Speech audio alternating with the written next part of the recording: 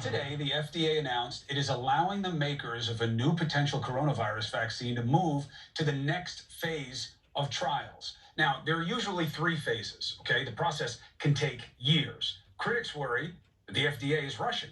Dr. Mark McClellan is a former FDA commissioner. It's good to have you. Good to be with you, Chris. What's your take on them giving a boost to this vaccine?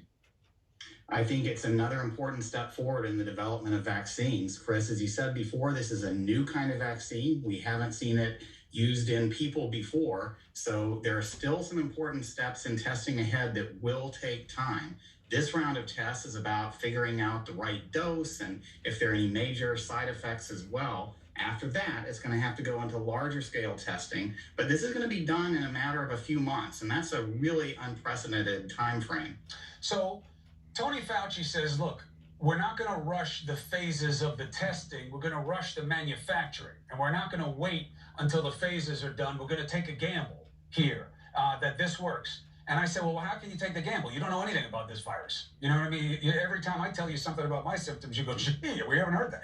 And he said, vaccine is very different science than understanding symptoms and treatment. Is that true? And what does that mean? Yes. Well, when he talks about taking a gamble, we're not taking a gamble on safety. We're taking a gamble on manufacturing a whole lot of this vaccine and probably other vaccines before we know for sure whether they are safe and effective, because we need lots of vaccines, Chris. This is a treatment that we give to healthy people to prevent the virus from spreading in the community, to prevent people from getting sick in the first place. Normally, that manufacturing of millions or billions of doses to protect people around the world would take a really long time. So we're doing it at the same time as the testing is going on.